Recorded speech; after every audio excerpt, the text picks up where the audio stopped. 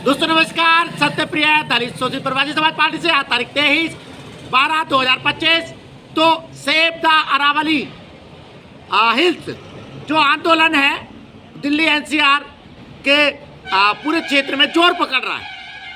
Basic एक चीज़ मैं ये कहूँगा कि मेरे बेटा बेटी 2 दिन से लगातार कह रहे थे, पापा क्या अरावली की पहाड़ियाँ खत्म हो जाएंगी, क्या अरावली की पहाड़ियाँ खत्म हो जाएंगी। उन पर खनन हो रहा बहुत जोर से। मैंने ध्यान भी नहीं दिया, मैं बच्चों ने कहीं पढ़ लिया होगा। और आज सुबह जब मैंने खबरों को विस्तार से समझा तब मेरी समझ में आया और मुझे कुछ चीज़ें भी ध्यान आई। एक चीज़ यहाँ पे मैं फिर कहूँगा कि बच्चे जो हैं मोबाइल पे बहुत ज़्यादा समय गुजार रहे हैं। एक बात, कुछ अच्छे बुरे पहलू हैं, लेकिन चीज़ें बहुत तेज़ी से फैलती हैं सोशल मीडिया पे।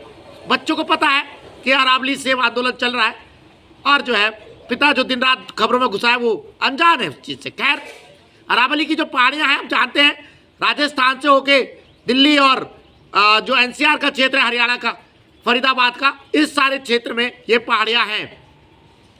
बेसिक अरावली की पहाड़ियाँ दिल्ली एनसीआर गुड़गांव में आके, फरीदाबाद में आके पहाड़ियाँ नहीं रह जाती, छोटे मोटे पठार से उभार से रह जाते, लेकिन वो भी करोड़ों साल के आपकी समझिए प्राकृतिक भूगर्भीय जो हलचल है उनकी वजह से वो पठार बने हैं और उनका पर्यावरण पे बहुत ज़्यादा प्रभाव होता है।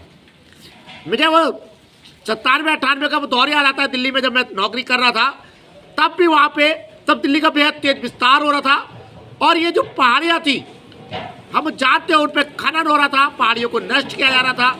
उस समय भी ये जो खनन था पहाड़ियों पे, अरावली की पहाड़ियों पे आबादी का विस्तार था, उसकी सुगबुगाहटें होती थी, लेकिन शायद पर्यावरण उस समय इतना बड़ा मसला नहीं था और लोग कान पे उड़ा देते बिना ध्यान दिए। चूंकि अरावलियों पे खनन हो रहा है, अरावली की पहाड़ियों को खत्म किया जा रहा है, सरकार चाहे कुछ भी कहती रहे, 0.19% पे खनन की अनुमति दी गई है अरावली क्षेत्र में। ये अधूरा सच है, क्योंकि इसका हकीकत ये है अभी शायद 1-1.5-2 साल के पहले 1.5-2 साल की अवधि में फरीदाबाद की एक बहुत बड़ी जो आवासीय कॉम्प्लेक्स था उसको माननीय सुप्रीम कोर्ट ने खत्म करने का, डिस्ट्रॉय करने का आदेश दिया, क्योंकि वो हाउसिंग कॉलोनी जो है अरावली पर्वतीय क्षेत्र में डेवलप की गई थी।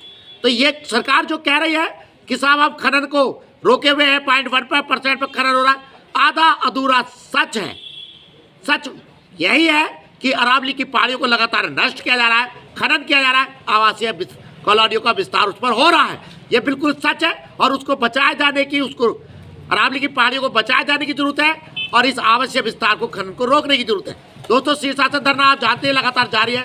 जनहित याचिकाओं के लिए मैं एक बार फिर दोहरा दूँ, जनहित याचिका स्कूली शिक्षा में जाति सूचक शब्दों में कड़ाई से रोक, अम्बेडकर जी को आधिकारिक राष्ट्रपिता घोषित किया जाए, गौतम अदानी, मुकेश अंबानी और रतन टाटा जी को भारत रत्न दिया जाए। यूट्यूब चैनल आप जानते हैं सत्यप्रिय सक्सेना के साथ है के नाम से लगता है, पढ़ाइएगा, सब्सक्राइब कीजिएगा।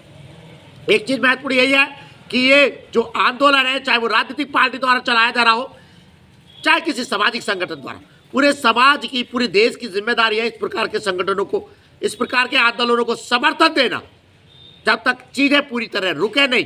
पर्यावरण है तो कल है, जल है तो कल है, और कल है तो हम हैं और आप हैं। अब लगातार इस मुद्दे पे बोलते रहे, पर्यावरण फर्स्ट होना ही चाहिए,